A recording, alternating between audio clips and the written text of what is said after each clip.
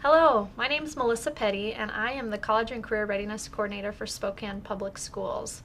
I feel so honored and privileged that I was invited here today to present. I'm sorry I couldn't be here in person, but I just feel like this message was so important for you as the leaders in your schools and the work that you do with children in your own homes, so I appreciate this opportunity. I just wanted to take a minute to talk to you about what my role is and maybe how we could work together, and also talk about the overarching goal of the school district with the T24 campaign. So I'm just going to talk a little bit with each slideshow in my PowerPoint, but what I would ask is that you contact me by phone or email or reach out to us through your principals. I want to support the work that you're doing in your schools however we can, so I look forward to partnering with you. And here we go.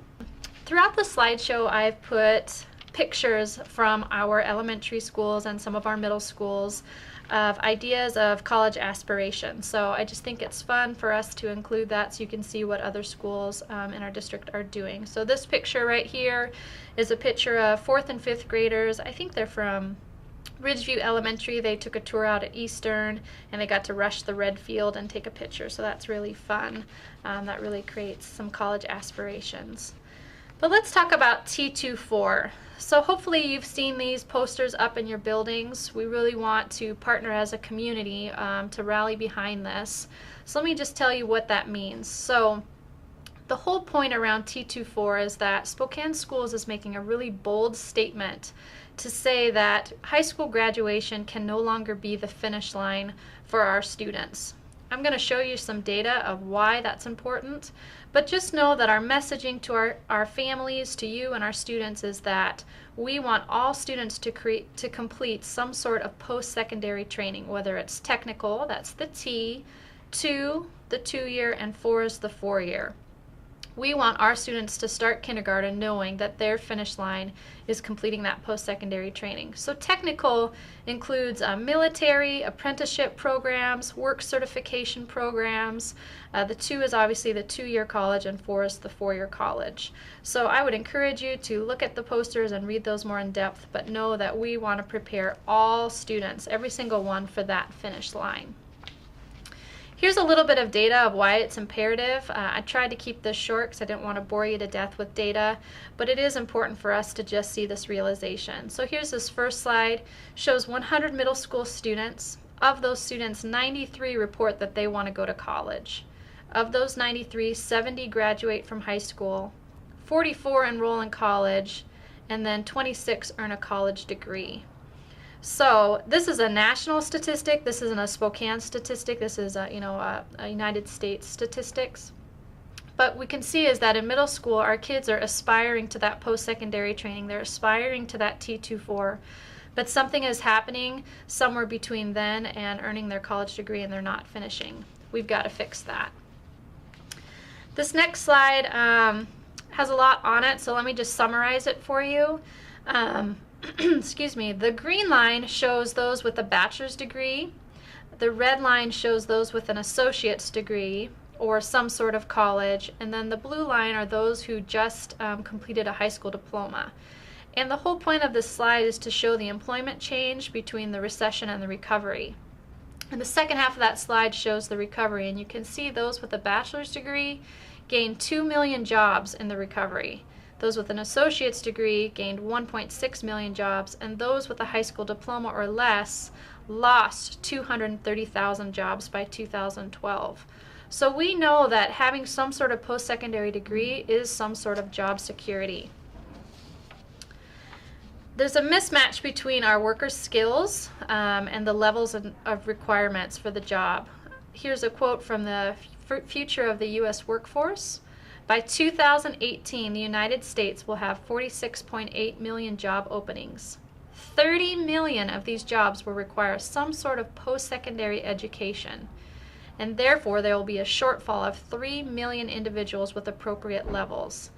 This is really important because, as a country, we want to stay strong and we want to hire our own to come in and get that work done. But if we aren't getting kids out to get the degrees, to get the skills they needed to fill those jobs, they're going to have to go outside of our country to fill those jobs. And in fact, the United States is not the leader right now in post-secondary education. We're somewhere in the middle, and so it is important that we change this mindset and get our kids to those degrees.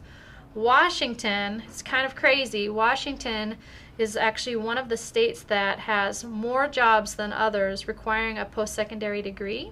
So we're like in the top 10% of states needing a degree. But we're ranked in the bottom 3 states of our graduates earning post-secondary degrees. So although our jobs require it in our state, we are not the ones filling those jobs. They're coming in from other states to fill our jobs. So that just really, that's an urging statistic for me that we've got to move that finish line. We have to have those kids have that mindset. So it's great. This is a good aspiration. We're getting the work done. But how are we going to get that done? Well, obviously we have to all work together to get it done. It has to happen in our homes and our community partners, with our leaders, our teachers. So here's kind of a model that we are using to move forward. This lists 8 aspirations to college, and then we added a 9th one there. We know we can't tackle all of these every single year. We're just going to tackle a few at once. One I can tell you is that college aspiration piece. We know that if students aspire to that, we're able to get the other things done. And so I'm going to tell you a few of those things that we're doing in just a second. Also, a huge focus on college affordability. We know that that's a barrier to getting kids to those T24s, so we have to tackle that as a community as well. We also know that there are non-cognitive factors like mindset, persistence, grit. That's that hard work that a student has to get the job done, and so we need to help integrate that into our curriculum as well. This is a K-12 model, so when we talk about T24, we're not just talking about getting it done in high school. We're talking starting with our kindergartners and moving all the way up to post-secondary. Here are a few highlights of what we are doing to get those components done. So one I already talked about was college aspirations. We want our hallways to reflect that mission of going on and moving that finish line. So here's an example in this picture where it just talks about college graduates and the benefits of it. Education pays. I've given every elementary counselor $250 to basically decorate their hallways and get that done. Some counselors are using that money for career fairs. So one of the most powerful experiences I had last year was seeing our little kids hands-on doing work in a planetarium. And we had a lot of great things that day, but the most powerful was that experience. And so we know that we need to get our students experiences in jobs so they can aspire to those. We are trying to get all kids on a college campus. We know that stepping foot on a college campus, just touring the campus, increases kids' likelihood to go to college by 20%. So we have some funding, and I know building leaders are making this a priority, is to get our students on the campus, with the goal being different at every grade level, but we want them to see all of the great things that we have in our state. We also have a huge focus on the College Bound Scholarship and FAFSA completion. So the College Bound Scholarship is basically a scholarship for middle school students. If you qualify for free reduced lunch, you just have to fill out your name and address in middle school and sign it. And if you meet the income requirement, the state will come back and promise a full ride scholarship for that student when they graduate from high school. So it's a simple application. They just need to do that in order to have the scholarship. So we're making sure 100% of our middle school students who qualify are getting that filled out. We also know that FAFSA is a huge predictor of kids going to school, and so we are really urging all of our seniors to fill that out regardless, so they have that in their back pocket. We're also working really hard to choose a college and career readiness curriculum for counselors at the elementary level so that they can implement with their classroom meetings to get that work done early on. And then finally, we are implementing AVID. AVID stands for Advancement via Individual Determination. We have AVID at all of our high schools, almost all of our middle schools, and we are moving AVID into the elementary. And the whole focus of AVID is to focus on those students in the middle to get them on and ready for college. So when I say students in the middle, I mean students who are not overachieving and not underachieving. They just need a little bit more support to go on to succeed. And Avid at the Elementary focuses on all kids to give them the skills they need to be successful in college, such as note-taking, being organized, using a binder, using a planner, how to think critically, reading and writing strategies, and things like that. So I could go on about all of those things forever, but that's just a few of the highlights. Also, to get this work done, Spokane Public School was just awarded a grant with the College Success Foundation to hire 18 new staff distributed among our middle and high schools, so you can see where we've got them. They're going to start in the middle of October, and we're really excited to welcome them to help get this work done as well. So know that, again, we're in this together. I feel like the most powerful work is going to be done between our two teams. So I would really like to welcome this conversation. I hope that you would take this video back and share it with your PTSOs or PTGs in your schools to have this conversation, to talk about what's your role in it and how can you help your principal and your leaders to get that work done. One of the things I think you could do right away is help create that culture of T24 aspiration in your hallways. So being willing to kind of man that show and get that work done would be greatly appreciated by your leaders. I would encourage that at all of your events that you host for families, that you just have a 5-minute piece of career readiness. So to share the data, to help your parents with some of the language around what we're doing.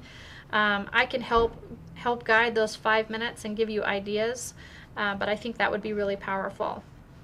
I also could see you as chaperoning on campus trips. We never have enough chaperones, so we would love for you to come along with us. Encouraging those College Gear Fridays and embracing T24 message on the Friday dress-up days. Advertising scholarships and creating partnerships. So one of the things we know we need to do is we want to get scholarships into the hands of our elementary and middle school students. So we need to come to the table with our community partners to create those scholarships. So if you know anyone that's interested, please direct them to me. If you want to be part of that, let me know. And then there's that financial literacy piece. So there's a lot of vocabulary and myths out there we need to bust. So I'd love to work together with you on finding the best ways to do that. So I'll stop talking now. Again, I have so much to share, and I know that this is just the start of many conversations to come. Please, again, don't hesitate to contact me by email or phone, and I would be happy to come to any of your PTSO or PTG meetings. You just need to reach out to me so that we can work together. I so appreciate your time and listening, and I look forward to a great future together. Have a wonderful day.